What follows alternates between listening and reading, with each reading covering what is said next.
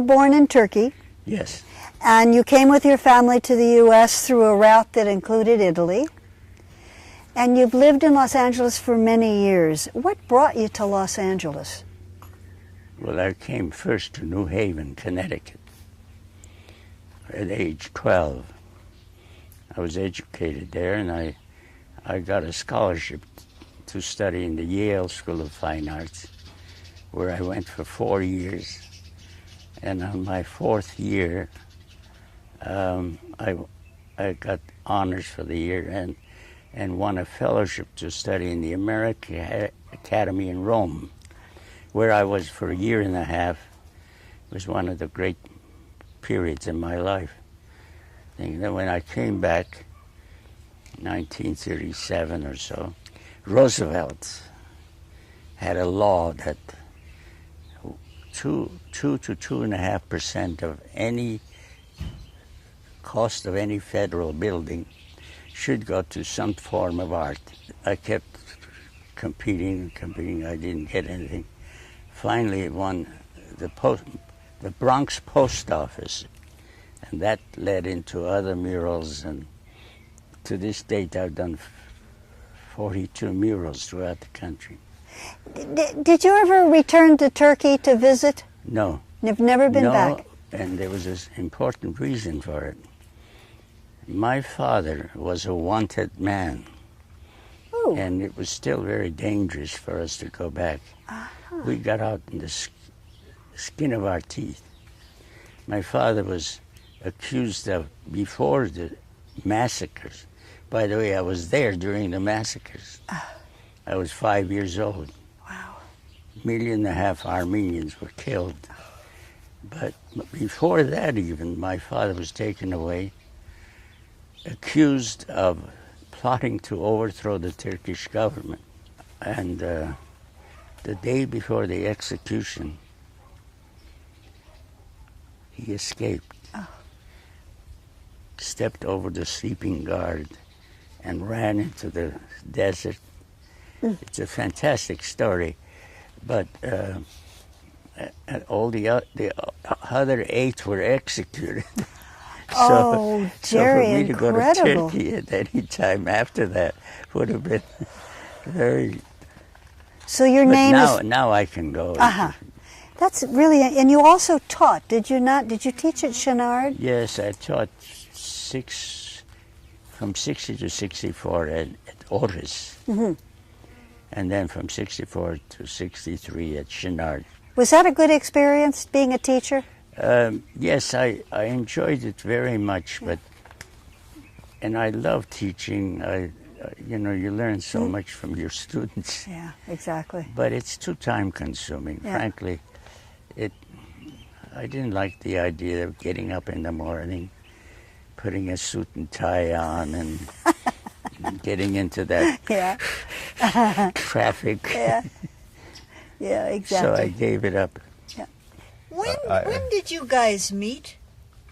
And how? It was at a church. It was at a church, All Saints Church, here in Pasadena. Had an exhibition of some artists. Mm-hmm. I was on the jury, and I gave the first prize to John Outterbridge. And then, before the thing opened, I bought it. Oh, that's great. And you still, have it? Which is very unethical.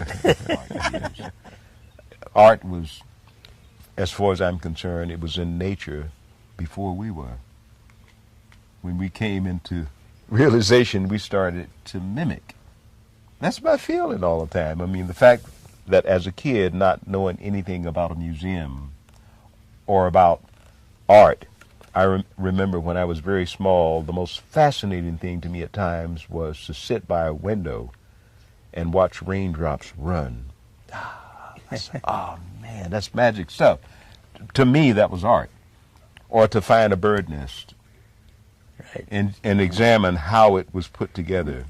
Because I think that what we disregard is the fact that somehow the human spirit is a very creative spirit, meaning that the human spirit has its own notions about art. Life has become so market-oriented that it doesn't breathe anymore. It doesn't always pulsate in the way that it should. Many of the people who practice and believe and practice and do what they can't help from doing are people that are wounded with a blessing. Simply wounded with a blessing. You're blessed because you are that way, but you're wounded at the same time because it's difficult for you to fit into the marketplace. We have become specialists in everything. An engineer, an architect, a lawyer, etc. It seems to me that the Renaissance artists, Da Vinci was not the exception. All of them, if they were artists or painters, they knew enough about architecture and sculpture and city planning and philosophy and everything else. And each time you do something else, you're bringing something into your original thing that you couldn't have unless you did it. I mean, that is so fundamental that you don't do just one thing. Because after a while it becomes duller and duller and duller. You have to bring other things into it. Now, when I taught at Otis, I remember once, from 60 to 64, at one point, 3 boys and 1 girl cornered me in the hallway. And they said, "Why do we have to draw from the model?"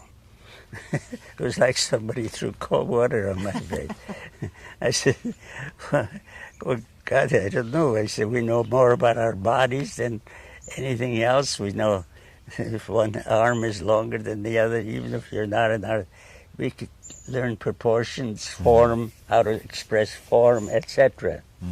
They said, no. Why do we have to draw at all?"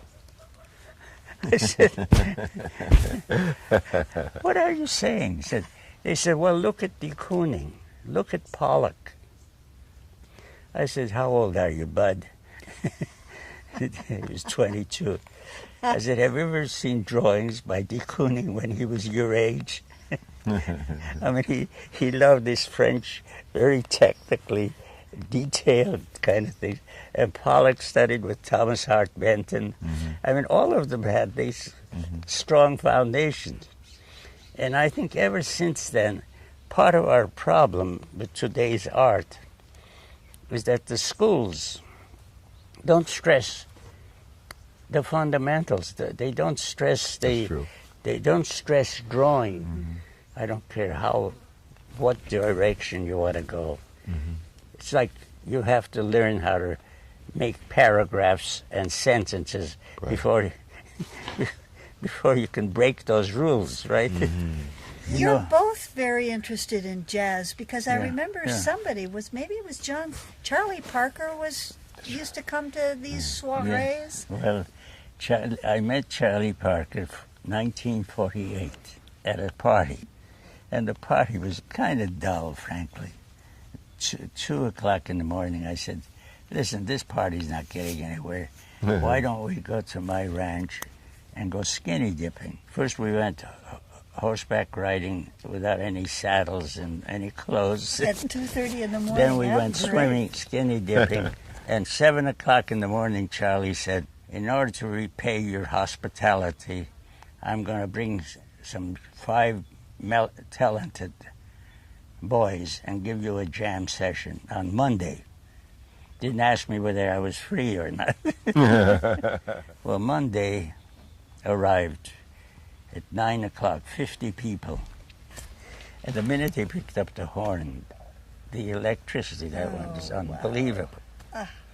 And just about that time, some girl came to me and said, "If Charlie Parker will ask me in a nice way, I'll take all my clothes off and rock back and forth on your hobby horse," which I had made.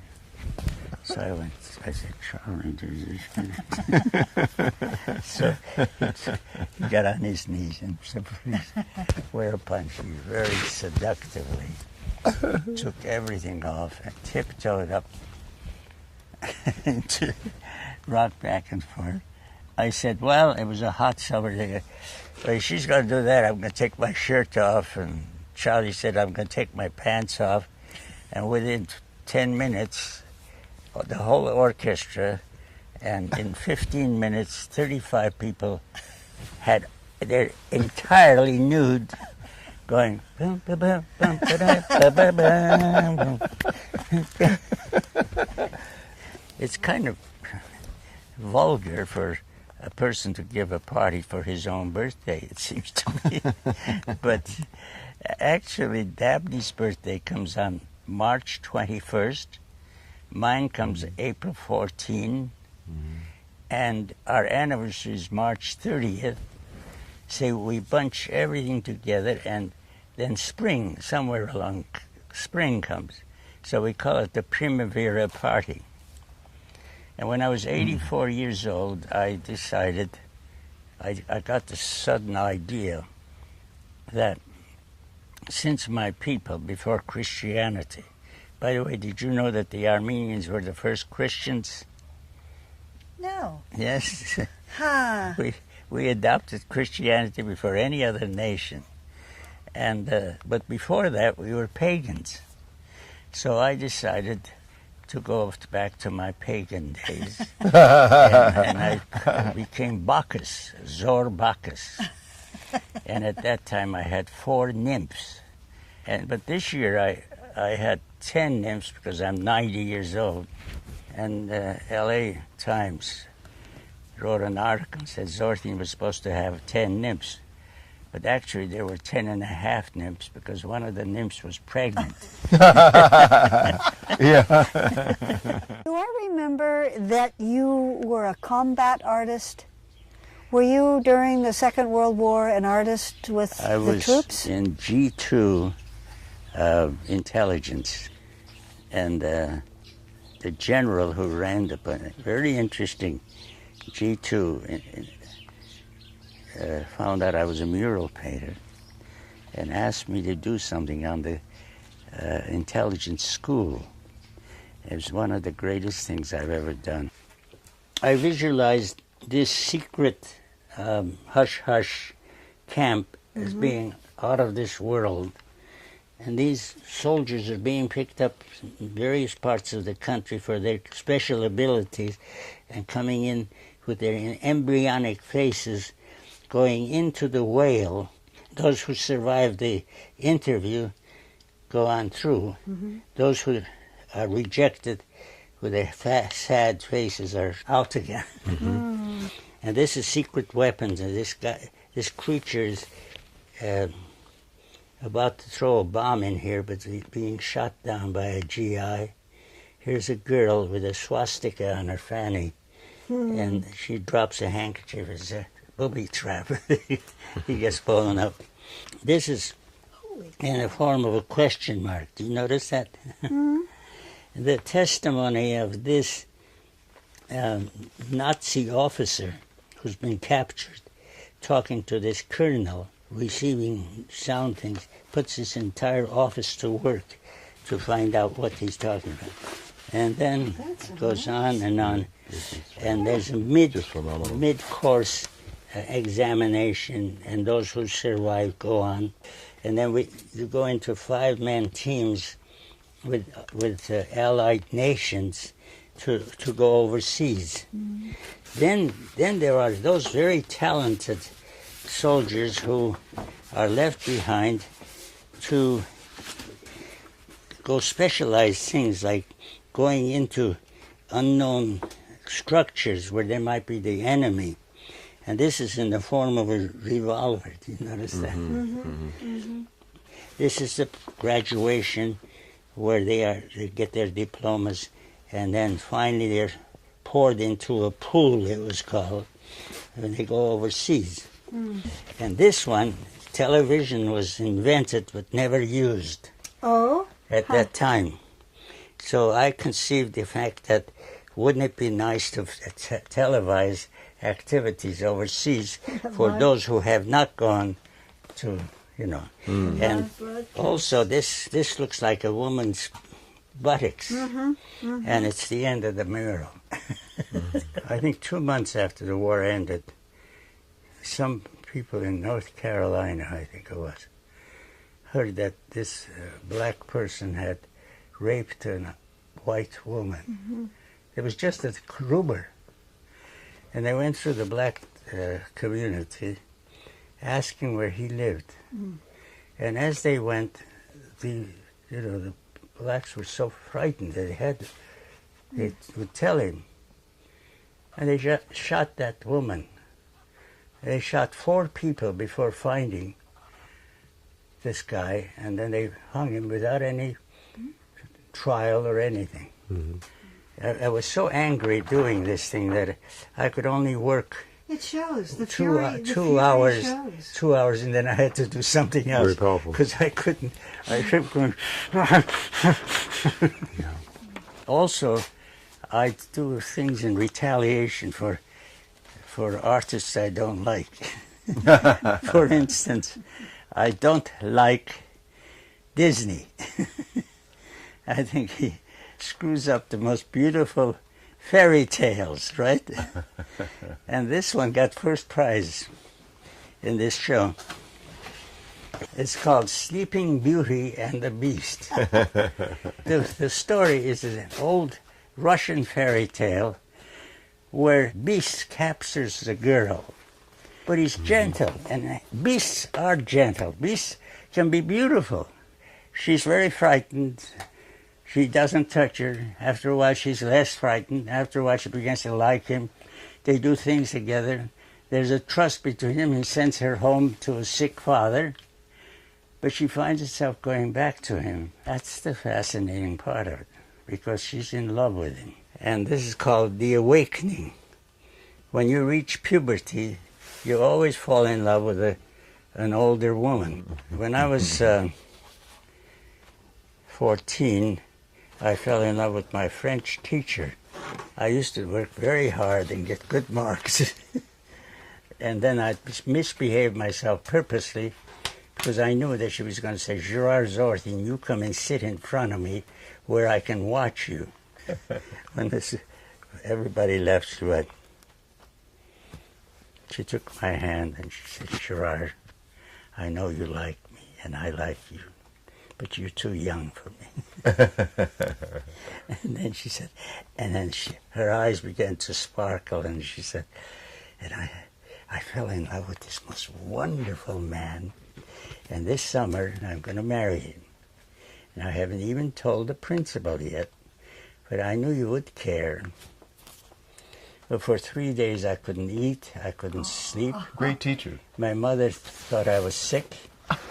Anyway, this is an illustration of that period in my life.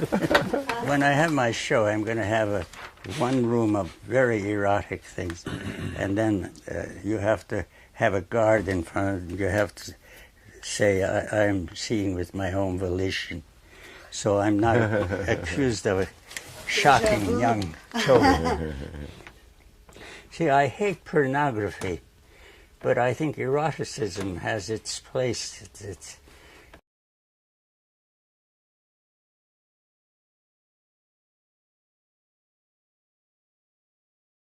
to study in the Yale School of Fine Arts, where I went for 4 years. And on my 4th year, I got honors for the year and won a fellowship to study in the American Academy in Rome, where I was for a year and a half. It was one of the great periods in my life. The Bronx Post Office, and that led into other murals, and to this date I've done 42 murals throughout the country. Did you ever return to Turkey to visit? No. You've never been back? And there was an important reason for it. My father was a wanted man. And it was still very dangerous for us to go back. We got out skin of our teeth. My father was accused of, before the massacres. By the way, I was there during the massacres. I was 5 years old. Wow. 1.5 million Armenians were killed. But before that even, my father was taken away. I came back in 1937 or so. Roosevelt had a law that 2 to 2.5% of any cost of any federal building should go to some form of art. I kept competing. I didn't get anything. Finally, it won the. You were born in Turkey. Yes. And you came with your family to the U.S. through a route that included Italy. And you've lived in Los Angeles for many years. What brought you to Los Angeles? Well, I came first to New Haven, Connecticut, at age 12. I was educated there, and I got a scholarship